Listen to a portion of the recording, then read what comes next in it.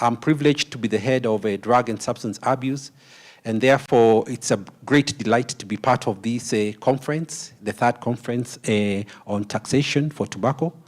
And as a head of the division, our mandate resonates with the theme, and it resonates with the theme of novel nicotine and tobacco products, safeguarding public health through progressive. In fact, that's what we do for our daily living. Every day we report to work, that's what we are doing.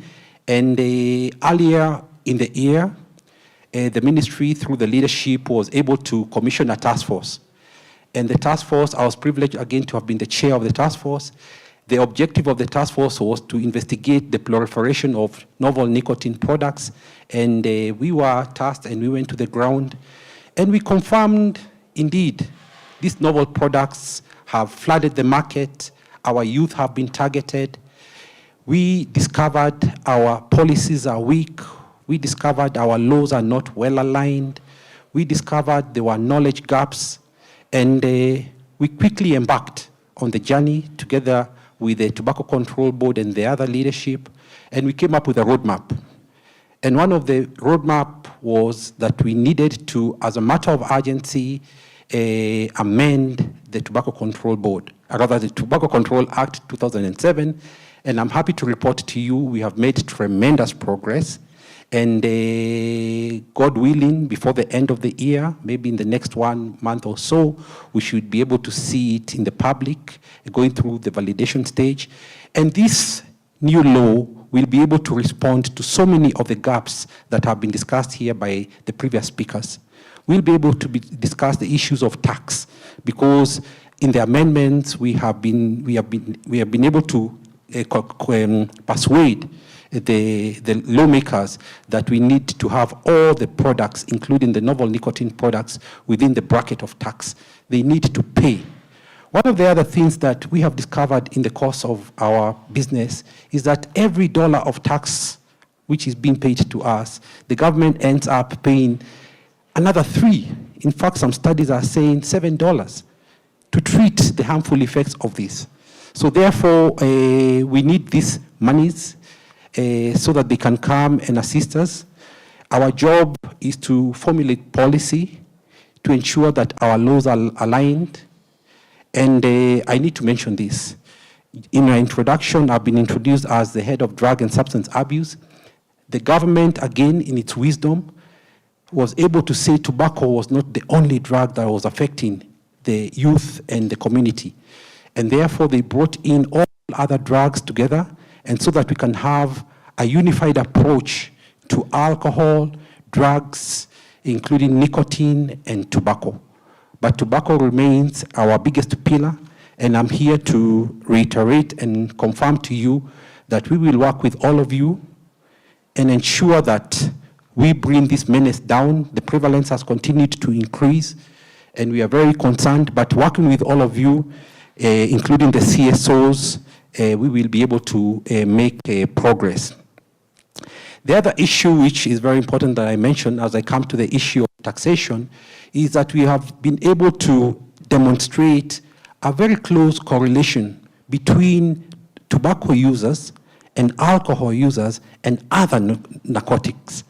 So that if you went to an alcohol consumer, chances are they are also consuming tobacco. If you went to tobacco and alcohol consumers, chances that they are consuming narcotics. And that's why we have this unified approach. There's a task force, a presidential task force, which we are privileged to sit in even with some of the people here. And I am sure the leadership is equal to the task and will continue in this journey. My colleagues from NTA, thank you so much for inviting us. It's always a privilege to come and learn. The issue of sustainable financing options. You all appreciate we have a huge mandate. We need resources. In the next 1 year, we are supposed to go to 47 counties, ensure that we sensitize on all stakeholders, including the judiciary, including our parents and teachers association, including students, including the Ngao, the chiefs and everybody. And all this requires resource. At the same time, we are required to build capacity of our healthcare workers, our community health promoters, so that they are able to educate the public on the harmful effects of these drugs. All this requires resource. During the task force, we were able to demonstrate a very big gap. We don't have cessation clinics for tobacco in this country. But I'm happy to report in the next 3 months or so, again under the able leadership of the Tobacco Control Board, we'll be rolling out 10 cessation clinics in 10 high prevalence counties. And we believe that will be able to demonstrate the government's commitment towards counseling, towards rehabilitating, even as we continue with the journey of prevention and promotion and educating our people. At the same time, we have discovered we don't have enough data. In fact, I've just come from a media briefing, and I was being asked about some statistics. And some of these statistics are actually not there. So again, my challenge I can see the academic and research world is well represented here. We need to churn out as many research projects, and so that we can have data which will inform our plans, it will inform our policies, it will inform our strategies, and indeed, it will inform the laws. All this requires resource. And as a division of the Division of Drug and Substance Abuse, we came up with 4 proposals. And I'll start with the proposal which resonates with this conference so that I do not look like I'm digressing. And we have said, we have looked at the taxation of tobacco products, and we have noted there's a huge gap and that the novel nicotine products have not been put in that bracket. And we are here to say that we are together with all of you in ensuring that all those new products which are coming in the market must be taxed, and not only must they be taxed, but they must be taxed adequately. And we are looking forward to that being a fruition. We are hoping that that will be successful so that those resources then are rechanneled back to us, and then we are able to fight against the same. At the same time, besides taxation issues, we were able to identify vendor licensing. And we have appreciated the continuum of tobacco production, from importation, manufacturing, all the way to retailing.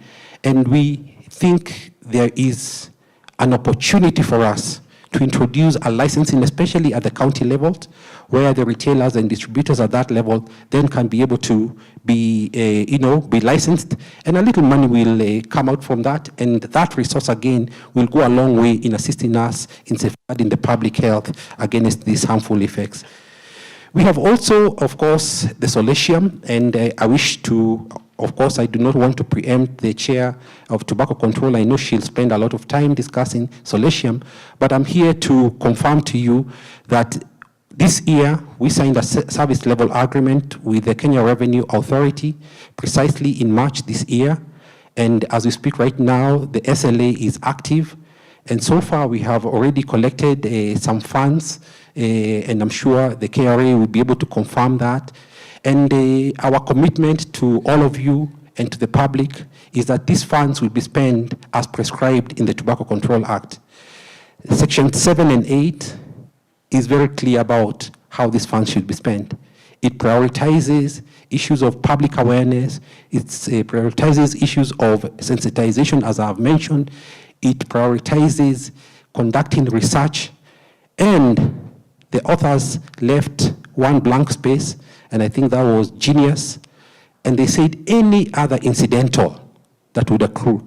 So mine is just to confirm to you that from our division, once these resources are available to us, we'll ensure that we employ transparent and accountable strategies to ensure that we spend them very well, and so that the next conference next year we'll be able to come here and demonstrate to you how we spend those funds.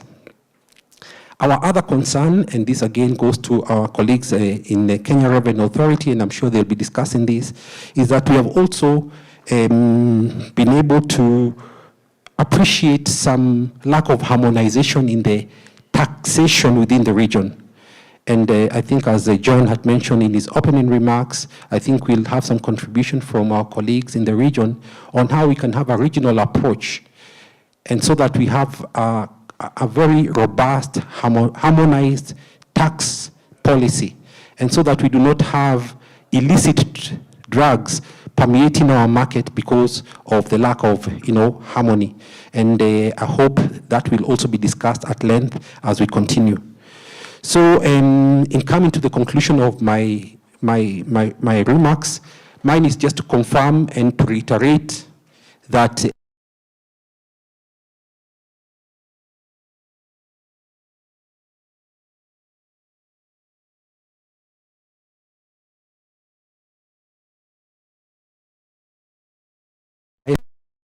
work as a common team, and so that by the end of the journey, then we will have been able to achieve our mandate.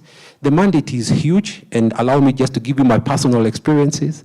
I've been in this space for the last 10 months, and I can tell you when I got into office, I assumed it would be very easy until I appreciated the many facets and the many faces that drug and substance abuse has, and that the only solution, the only weapon is for us to bring our minds together, to work as a team, because if we do not do that, the tobacco industry is always ahead. They have a lot of resource. They are always doing research. They have the best lab in town.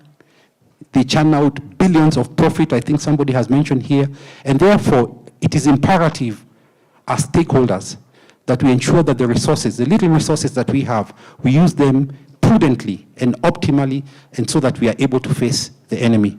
So I think mine is to again express our delight to be here, and I'm sure as the day progresses, then we'll be able to share more with you, but to be assured that the Ministry of Health, State Department, Public Health, Professional Standards, Division of Drug and Substance Abuse is fully committed to working with you, and I'm sure we'll continue cooperating and collaborating.